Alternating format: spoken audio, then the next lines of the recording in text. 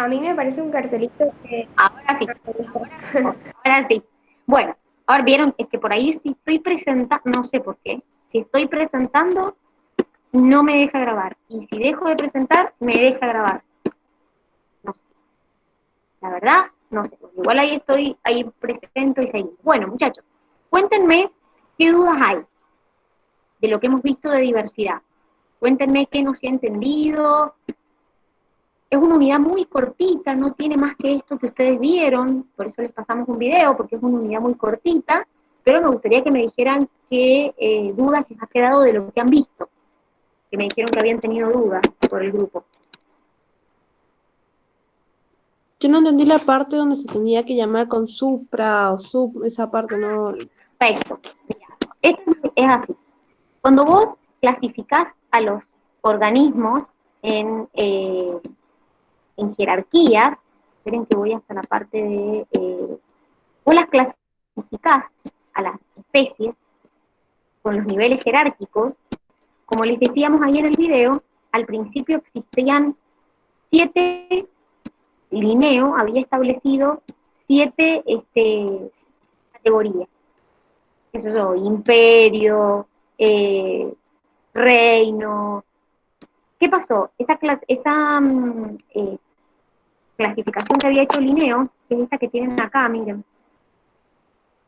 Bueno, esta que tienen acá, esta del costado, dejó de usarse. Es decir, por ejemplo, del imperio no se considera, la variedad tampoco se considera, y empezó a usarse la clasificación jerárquica teniendo en cuenta estos niveles que ustedes tienen acá. Dominio, que es la categoría por reino, división o filum, clase, orden, familia, género y especie. Por eso nosotros les decimos que por lo menos hay 8 niveles de clasificación. ¿Pueden haber más? Sí, claro, pueden haber más. Y es un poco lo que me estaban preguntando. ¿Por qué? Porque dentro de, por ejemplo, la clase, yo puedo hacer una superclase o una subclase. ¿Qué quiere decir esto?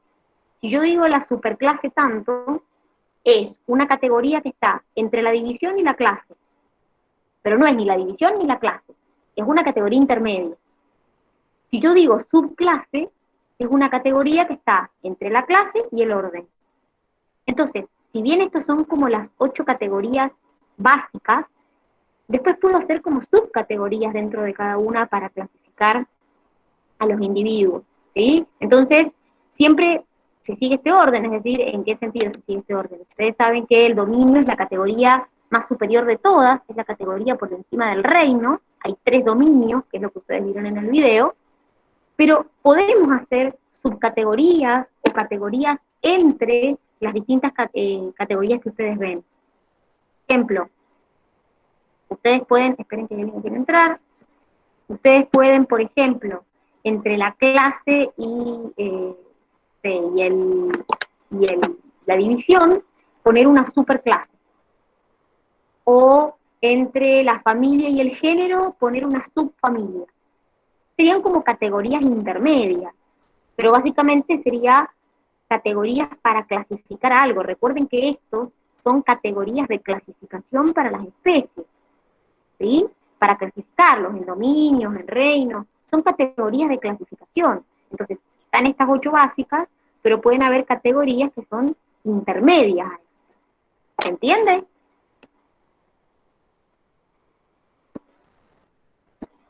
Sí, Dani. Bien, perfecto. ¿Qué otra duda hay de lo que hemos visto en el video? A mí no me quedó claro eso de cladograma. Bien, perfecto. Los cladogramas son esquemas que utilizan los cladistas para representar a los distintos individuos. ¿Qué quiere decir esto? Los cladistas se basan, como les decíamos en el video, en las relaciones filogenéticas. Entonces, ¿qué es lo que ocurre? Si yo quiero interpretar el árbol genealógico de una especie, o el árbol genealógico en particular, el cladismo propone construir grupos que tengan un ancestro en común. El cladismo solo le importan las relaciones filogenéticas, solo le importa que tengan un ancestro en común los individuos. Entonces, los cladogramas en realidad son árboles filogenéticos, que están relacionando especies y diciéndote si tienen o no ancestros en común. El cladismo es como una idea ideal donde vos estableces que todas las especies tienen un único ancestro en común. Entonces, para representarlo, utilizan cladogramas. Los cladogramas, como les dije, como les decía en el video, puedo yo formar más de un cladograma de la misma especie. Entonces, ¿cómo se hace para elegir el cladograma el mejor? Se elige el más parsimonioso. ¿Qué quiere decir? El que tiene menos ramas. Cuando vos haces el árbol, vas haciendo ramas, que son particiones de linaje. Entonces, vos elegís el más parsimonioso, el que menos rama tiene. Básicamente es una manera de representar árboles, porque son árboles, por eso la definición es que son dendogramas, porque son árboles ramificados, que lo que te están representando puntualmente son relaciones, en el caso de los cladogramas, filogenéticas entre las especies. Es decir, si vos haces, por ejemplo, un árbol que tiene una base y se empieza a ramificar, estás representando que todos esos individuos tienen un mismo ancestro en común. Y el punto que se llama nodo, que es lo que explicaban en el video, el punto ese que se llama nodo es el punto donde algo pasó por el cual las especies se diversificaron en 2 o en 3, o depende de en cuántas se diversifiquen. Pero básicamente en cada nodo, en cada punto, ha habido una diversificación. En 2, en 3, dependiendo de lo que se considere. Entonces los cladistas tratan de estudiar qué pasa en esos nodos, en esos puntos, por los cuales ha habido una partición de linajes, ha habido una diversificación. ¿Se entiende? Son representaciones. Son como los árboles genealógicos, pero en este caso son árboles filogenéticos. Estás representando relaciones filogenéticas entre las distintas especies. Esos son. Y el fenograma, que también se los explicamos, en vez de usar las relaciones filogenéticas, se basa en características fenotípicas, es decir, en cuánto se parecen los individuos entre sí. Construís esos árboles, no basándote en las relaciones filogenéticas, sino basándote en si se parecen o no fenotípicamente. Cuántas características tienen en común. Eso hacen los fenogramas. Pero también son representaciones, son maneras de representar las relaciones entre distintas especies. ¿Se entiende, Ani? Dani, gracias. De nada. ¿Qué otra duda más hay? Yo, Dani. Método de clasificación. Ay, perdón. El grupo Los métodos de monofilético. clasificación de monofilético, parafilético, polifilético. Perfecto. Ahora los vemos. En el caso de los grupos, ustedes siempre acuérdense que lo que se tienen en cuenta para los métodos es si tienen ancestro o qué ancestros se incluyen. ¿Por qué? Porque lo que hemos dicho, por ejemplo, en los grupos monofiléticos, que son estos, son un grupo de especies que tienen un ancestro en común. Entonces los cladistas, que consideran que todos tenemos un único ancestro en común, solamente reconocen a grupos monofiléticos, que son un montón de especies que tienen un único ancestro en común. Los polifiléticos son como mucho más amplios. ¿Qué quiere decir?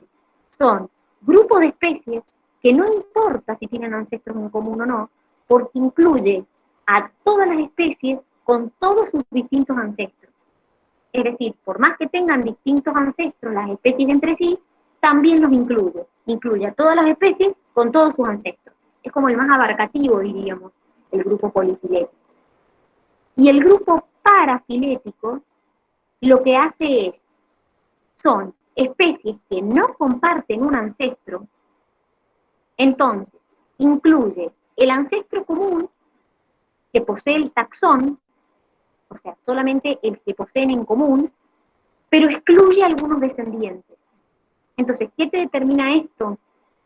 Que cuando ves las distintas escuelas sistemáticas, que son las que están acá, cada escuela, según en lo que base su clasificación, es el tipo de grupo que incorpora. Porque, por ejemplo, los geneticistas, que solo le importa las similitudes fenotípicas, no les importa si tienen o no un ancestro en común. Entonces incluye todos los grupos, los poli, los para, los monofiléticos. Ahora, los cladistas que solamente les importa la presencia del ancestro en común, obviamente a lo único que va a incluir es a los monofiléticos, porque no les importan las características fenotípicas, les importa la presencia del ancestro en común. Y los evolucionistas, que son como intermedios entre estos dos, porque le importan las relaciones filogenéticas como a este, pero también le importan las relaciones evolutivas, incluye a los monofiléticos y a los parafiléticos, es decir, no incluye a los polifiléticos. Entonces este es como el más abarcativo, porque como solo se basa en similitudes fenotípicas, en características que tienen en común, entonces incluye todos los grupos, tengan o no un ancestro en común. ¿Se entiende? Sí, Dani. Bien. ¿Qué otra duda más hay? Alguien me iba a preguntar, Lauti, creo que eras vos el que me iba a preguntar algo. No, eran justo esas mismas dos. Ah, genial, buenísimo. ¿Qué otra duda más hay? Yo, Dani, me perdí un poco lo de la sistemática molecular. Bueno, bien. Respecto a la sistemática molecular, a ver, vos pensá una cosa. Vos tenés que poder clasificar a las especies. Bueno, perfecto. No nos vamos a basar en las clasificaciones fenotípicas. No voy a decir, tiene una orejita, son iguales, tiene 4 patas, son iguales. Es decir, nos tenemos que basar para clasificar a las especies en algo más. Entonces, lo que hace la sistemática molecular es secuenciar macromoléculas. Por ejemplo, proteínas o, por ejemplo, ácidos nucleicos. En un principio eran proteínas y después fueron ácidos nucleicos. ¿Qué logro con esto? ¿Cómo o para qué sirve? Por ejemplo, yo analizo el citocromo C, que era, si recuerdan, uno de los citocromos que intervenía en la cadena de transporte de electrones de distintas especies, y digo, bueno, a ver, ¿cuántos aminoácidos tienen en común los citocromos de distintas especies? ¿Muchos? ¿Pocos? Entonces, en base a cuántos aminoácidos tienen en común o no, voy armando la relación entre las especies. Y si tienen muchos aminoácidos, probablemente sean especies más cercanas. Si no tienen nada en común, probablemente sean especies muy lejanas. Pero ¿qué pasa? Los citocromos son proteínas. Las proteínas pueden estar formadas por 20 aminoácidos distintos. Entonces, el trabajo de analizarlos es muy heavy, porque piensen que tienen que analizar todos los aminoácidos posibles de cada una de las citocromos C de cada una de las especies que vayan bien. En cambio, si yo secuencio ácidos nucleicos, los ácidos nucleicos tienen solo 4 nucleótidos posibles. Entonces las combinaciones son mucho menores. Entonces, ¿qué hago secuenciando? Analizo, por ejemplo, el ADN de una especie y digo, bueno, a ver, ¿cuán semejante es al ADN de otra? Y las comparo y digo, son re semejantes. Probablemente sean especies que compartan un ancestro o que tengan alguna relación entre ellas. No se parecen en nada. Bueno, listo. Entonces quiere decir que son especies que están alejadas entre sí, evolutivamente, filogenéticamente. ¿Se entiende para qué se secuencia? Para después poder clasificarlas a las especies. Yo no las puedo clasificar, tiene orejita, tiene colita, tiene 4 patas. ¿Se entiende, Angie, el por qué? Sí, Dani, gracias. Bien. ¿Qué otra duda más hay? Bueno, esto de la bioinformática, que está relacionado un poco con lo que vos dijiste, son técnicas que me permiten acumular bases de datos. ¿Qué es una base de datos? Es básicamente un acumulamiento de información. Entonces, por ejemplo, yo puedo acumular información de todos los genes, o de todos los genomas, o de todas las proteínas de las distintas especies. Entonces, cuando encuentro una especie nueva, y le analizo su gen o su genoma, directamente me meto en la base de datos y me fijo a qué otra especie es semejante, o con qué otra especie se parece supongamos que estoy analizando el genoma, bueno, con qué otra especie es semejante su genoma. Como ya tengo una base de información, una base de datos, cualquier especie que yo encuentre y le analice el genoma, la puedo comparar con la información que yo ya tengo. ¿Entiendes? Sí. ¿Alguna duda más que tengan de esto, de diversidad? Dani, ¿podemos ver lo de taxonomía y categoría? Sí. Perfecto. Eso está relacionado con lo que les explicaba recién de la clasificación jerárquica. Es decir, esto de clasificar a las especies en dominios, reinos, clases, órdenes, familia, género. Esto me permite clasificar jerárquicamente las especies. Ahora, todo taxón tiene una categoría asociada. Entonces, ¿qué significa esto? Esperen que voy al ejemplo para que lo entendamos mejor.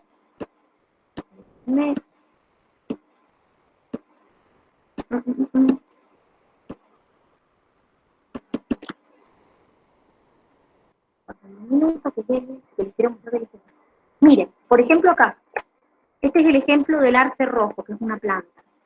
Fíjense que acá están las 8 categorías que dijimos, o los 8 niveles que considerábamos: dominio, reino, división, clase, orden, familia, género y especie.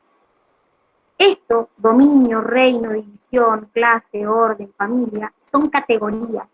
Por eso yo les dije que por lo menos hay 8 categorías. Eucaria es un taxón, Plantae es un taxón, Dicotiledonia es un taxón. Quiere decir que cada taxón tiene una categoría asociada.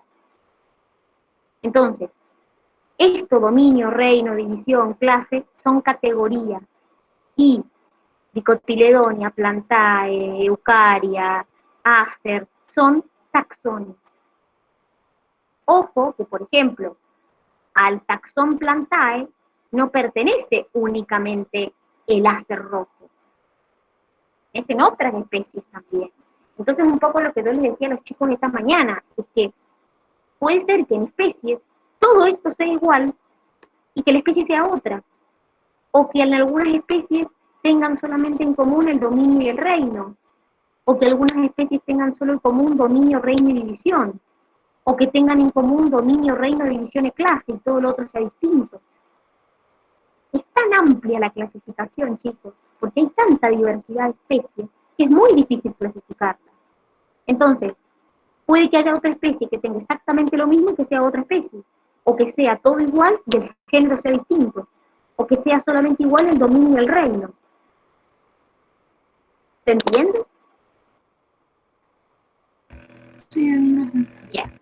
¿Alguna duda más? ¿No? Bien. Bueno, muchachos, entonces, esta es la unidad de diversidad. Recuerden que ustedes el día martes van a rendir, pero no rinden diversidad, rinden solo ecología y evolución. ¿Sí? El día miércoles, nosotros nos volvemos a encontrar, ya les voy a decir el día martes qué hacemos, pero el día miércoles vamos a ver virus, es la unidad que sigue, que también es sumamente cortita, y vamos a hacer los prácticos. Así que igual concéntrense primero en el día martes, que tenemos el examen de ecología y evolución, y recuerden que los que vayan mañana o el lunes, ya sea conmigo o con la profe Ana, lleven el práctico que acaban de hacer de evolución, que lo vamos a corregir en forma presencial, y también lleven las dudas que tengan de evolución para poder verlo, ¿sí? No se olviden la unidad, que es fundamental que la lleven, y también el práctico que han hecho. ¿Estamos? Sí, Dani. Bueno, muchachos, llegamos hasta acá, que tengan un lindo fin de semana. Nos vemos la semana que viene. Algunos los veo mañana, a otros nos veo la semana.